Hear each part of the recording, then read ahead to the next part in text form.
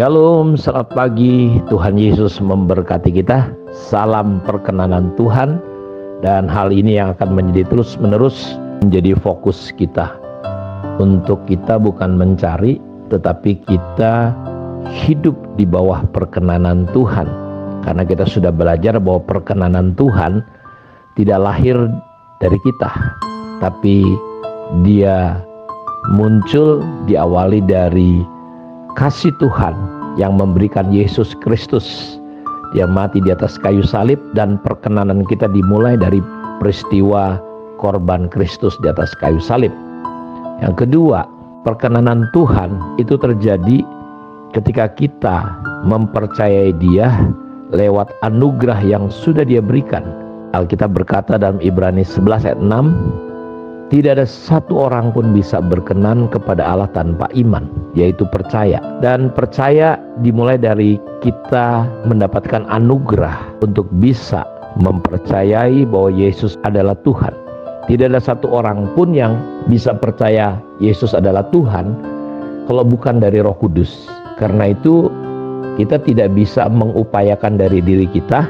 Kita tidak bisa mencapainya dengan perbuatan baik kita, dengan kemampuan kita, tetapi itu datang di dalam hati kita, dan itu adalah sebuah anugerah, pemberian. Dan percaya yang adalah anugerah, dan ini merupakan dasar atau awal di mana kita percaya, semua karena anugerah. Dalam perjalanan hidup kita harus berjalan tetap dengan iman. Kita tetap percaya walaupun di sekitar kita, bahkan diri kita berusaha menggoyahkan percaya kita, tapi kita tetap percaya. Tuhan Yesus berkata kepada Thomas, karena Thomas berkata, Tuhan, kalau aku nggak melihat Engkau, kutusuk tanganku jariku ini ke tanganmu yang berlubang paku, aku nggak percaya. Lalu Yesus berkata, berbahagialah engkau Thomas karena engkau percaya. Tetapi yang berbahagia, lebih berbahagia adalah orang yang walaupun tidak melihat, tetapi dia tetap percaya. Dan disinilah perkenanan Tuhan itu adalah ketika kita terus berjalan di dalam percaya. Karena itu orang benar akan hidup oleh iman, bukan perasaan, bukan pikiran, bukan kepintaran, bukan apa yang berdasarkan dia lihat, tetapi orang benar harus berjalan dari iman kepada iman, dari percaya kepada percaya. Masalah Tuhan dari perjanjian lama sampai perjanjian baru adalah seringkali banyak orang tidak percaya. Adam dan Hawa tidak percaya dengan apa yang Tuhan katakan, karena percaya ada kaitannya dengan ketaatan. Percaya ada kaitannya adalah dengan kita berjalan mengikuti apa yang Tuhan mau. Karena itu iman adalah kita berjalan terus di dalam ketaatan. Iman adalah kita terus melangkah di dalam apa yang Tuhan perintahkan, bukan apa yang kita pikirkan. Karena itu Abraham disebut bapak orang percaya. Ketika dia dipanggil keluar dalam kitab Kejadian pasal 12, dikatakan, Abraham, kamu keluar. Dari mana? Dari negerimu. Dari mana? Dari keluargamu. Dari sanak keluargamu. Pergi keluar. Kemana? Ke tempat yang aku tunjukkan. Abraham tidak berdebat, Abraham tidak komplain kepada Tuhan, Abraham tidak mempertanyakan Tuhan, dan dia mengikuti. Walaupun pada waktu itu ke tempat yang aku tunjukkan itu Tuhan gak bicara tentang jelas sekali alamatnya mungkin, tetapi dia mengikuti Tuhan dalam perjalanan hidupnya. Dan perkenanan Tuhan, ingat, adalah ketika setiap kita datang kepada Tuhan, kita harus percaya. Tidak ada satu orang pun yang bisa berkenan kepada Tuhan kalau dia tidak beriman. Karena itu ini yang sedang kita bangun, fokus hidup kita, hidup terus menerus di bawah perkenanan Tuhan. Kita fokus dengan darah Yesus, korban Kristus. Kita fokus untuk berjalan, tidak berjalan dengan kekuatan kita. Terkutuk orang yang berjalan, yang mempercayai kekuatannya, kemampuannya, yang bergantung kepada manusia. Kecenderungan kita seringkali sebagai orang percaya, kita tidak percaya. kita berpikir, berespon, bereaksi seperti apa yang ada di pikiran kita. Tapi saya mau dorong saudara hari-hari ini untuk kita belajar membangun iman kita. Dan iman itu muncul dari mendengar sabda Kristus. Seringkali iman kita hancur karena kita tidak lagi mendengar firman. Kita tidak lagi mendengar suara Tuhan. Tapi kita lebih mendengar apa? Pikiran kita sendiri. Kita lebih mendengar suara kepahitan, suara sakit hati. Saudara jangan pernah mendengarkan suara-suara dunia ini. Semua mujizat terjadi, alam semesta terjadi hanya karena sepatah kata firman Tuhan. Ya, langit bumi jadi karena firman Tuhan. Kita lihat ketika perwira itu ketika datang sama Yesus, dia berkata, "Tuhan, hambaku sakit." Dan Yesus berkata, "Aku akan datang ke tempat di mana hambamu sakit." Tapi dia berkata, "Tuhan, kau nggak perlu datang. Kau cukup berkata sepatah kata saja. Sebab aku ini seorang tentara, di bawahku ada bawahanku. Kalau aku bilang ke kiri, dia ke kiri. Kalau aku bilang ke kanan, dia ke kanan." Dan Yesus berkata, "Luar biasa, belum pernah aku lihat iman sebesar ini." Ya, Yesus belum pernah lihat iman sebesar ini di antara orang Israel.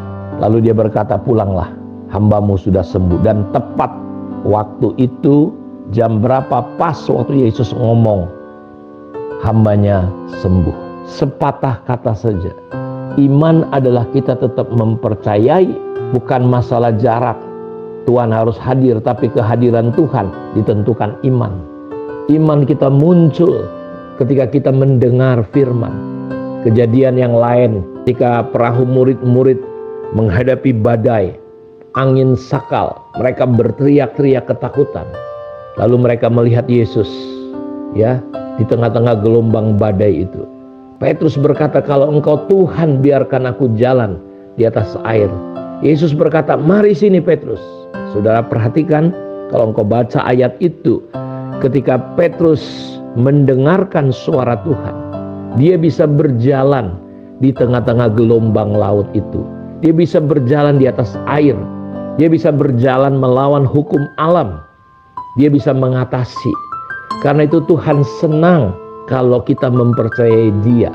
Perkenanan Tuhan itu terjadi ketika kita belajar hidup dan berjalan dengan iman.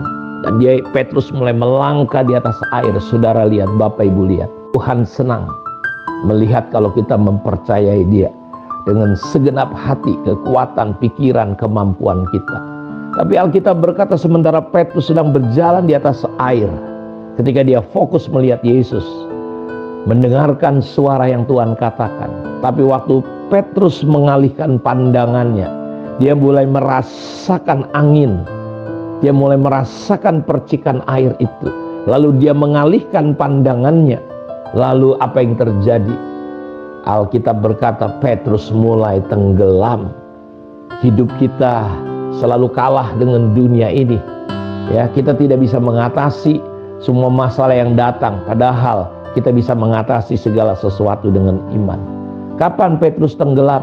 Kapan dia dikalahkan oleh situasi? Ketika dia mengalihkan pandangannya. Dia tidak lagi mendengar suara Tuhan dan fokus kepada Tuhan. Tapi dia mulai mengalihkan pandangannya kepada alam, kepada yang bukan Tuhan.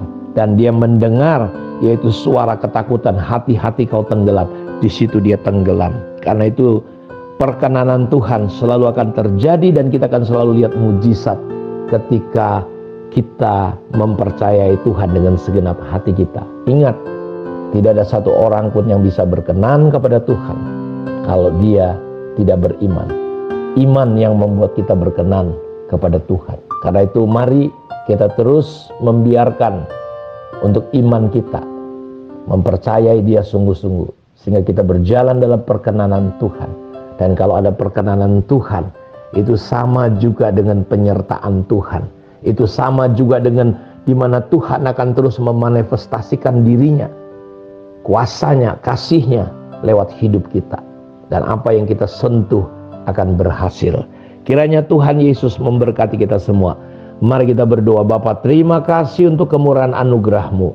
Biar hari-hari ini kami terus hidup di dalam perkenanan-Mu. Kami fokus bukan kepada masalah, fokus bukan kepada suara-suara dunia, suara sakit hati, suara kedagingan, suara dunia ini, tapi kami fokus kepada suara firman-Mu. Karena kami hidup bukan dari roti, kami hidup dari perkataan-perkataan yang keluar dari mulut Allah. Karena itu biarkanlah, ajarkanlah kami Roh Kudus untuk peka mendengar suara-Mu, karena segala sesuatu terjadi karena firman Allah. Terima kasih, diberkatilah umat-Mu. Dalam nama Tuhan Yesus kami berdoa. Amin. Tuhan memberkati kita semua. Shalom.